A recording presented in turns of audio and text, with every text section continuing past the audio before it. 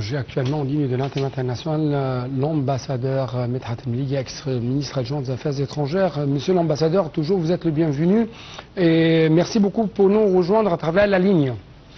Merci pour l'invitation. Bonsoir. Bonsoir, monsieur l'ambassadeur. Permettez-moi de vous poser cette question concernant comment vous avez lu cette visite, le ton, le message de soutien apporté par l'Égypte au Liban, que ce soit au niveau diplomatique, au niveau politique, mais aussi au niveau humanitaire. Bon, alors, en ce qui concerne le niveau politique, je pense, premièrement, on a vu récemment son Excellence, Monsieur le Président de la République, exprimer son soutien inconditionnel pour le Liban vis-à-vis des agressions israéliennes contre le sud du Liban et Beyrouth même, et que juste pendant le sommet arabo-islamique à Riyad, son Excellence a parlé du soutien égyptien pour le Liban dans cette heure difficile.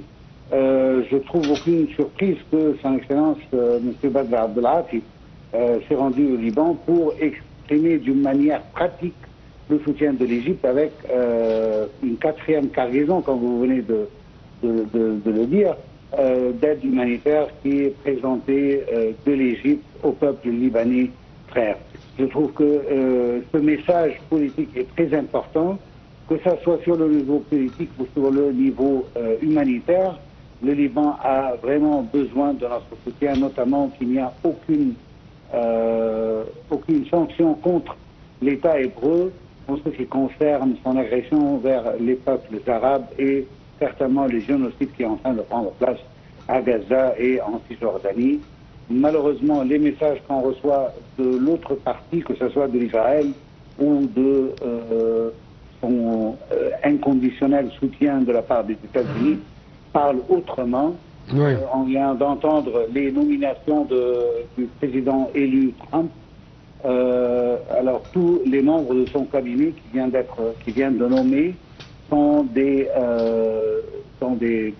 souteneurs d'Israël les plus féroces, et que quelques-uns d'entre eux, dans des places clés de l'administration américaine, n'expriment aucune empathie avec le peuple palestinien ou avec même les résolutions des Nations Unies.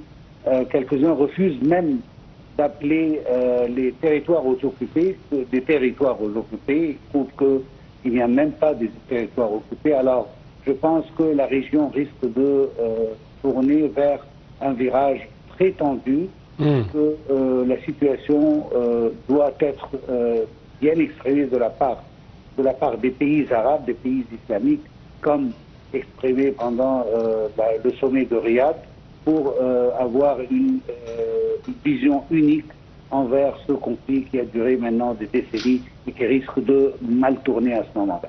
Oui, mais également, comment vous trouvez la vision égyptienne vis-à-vis de la solution apportée ou à apporter de la part de la communauté internationale concernant cette guerre agressive menée par l'occupation israélienne contre les Libanais?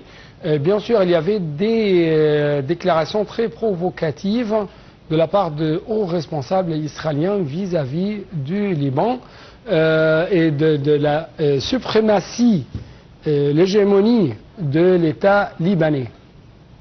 Eh bien, certainement, on ne doit pas toujours jouer la carte de blâmer les Israéliens pour leur agression et s'arrêter à ce point. On doit avouer que le peuple libanais doit aussi s'unifier, doit élire un président de la République, doit avoir toutes ses institutions constitutionnelles prêtes, de sorte qu'ils peuvent, d'une manière unifiée, combattre l'ennemi israélien en ce moment. N'oublions pas que une des raisons pour laquelle Israël maintient ses coups contre le Liban, c'est que c'est le prétexte de combattre le Hezbollah, qui est à la fin une milice qui n'est pas officielle par le gouvernement. Si c'était l'armée libanaise, ça aurait été une autre chose. Alors, on doit unifier le Liban d'un côté, on doit avoir une armée forte, capable de défendre les frontières libanaises contre les agressions israéliennes d'une manière officielle et légale. La présence de Hezbollah, sans essayer de le dissoudre dans les cadres officiels libanais, menace de continuer cette guerre étant donné que le groupe Hezbollah est déclaré par les États-Unis et la plupart des peuples de l'Occident comme un parti illégal et terroriste. Oui, monsieur l'ambassadeur. Oui, monsieur l'ambassadeur, vous suivez bien sûr les différents messages lancés par l'Égypte au cours de cette édition de COP 29 à Azerbaïdjan.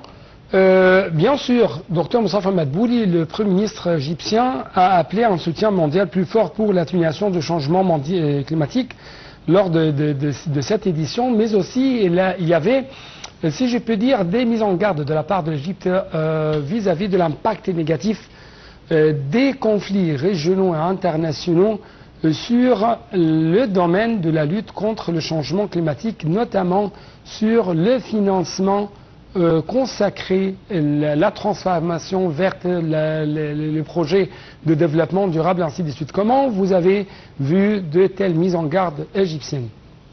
Alors, l'Égypte n'a jamais arrêté de lancer des initiatives depuis, et même avant, l'accueil de la COP qui a pris place à Kachar Moucher il y a quelques années, et que depuis ce moment-là, l'Égypte avait promis de transformer ses industries en industries vertes et plutôt qui respectent le changement climatique et les émissions du CO2. Mais en même temps, on doit préciser que l'absence forte des États-Unis depuis le retrait du président Trump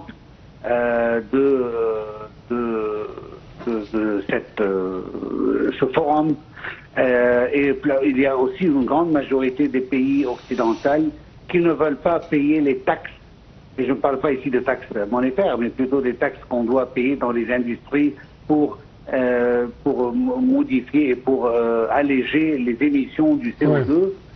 Leur absence a quand même rendu les résolutions qui peuvent être prises par ce sommet du COP à Azerbaïdjan peuvent être un peu inutiles, si j'ose dire le mot, à cause de l'absence des pays les plus émetteurs de gaz du CO2. Alors, on se demande et on doute exactement de la position de ces pays vis-à-vis le climat de la Terre.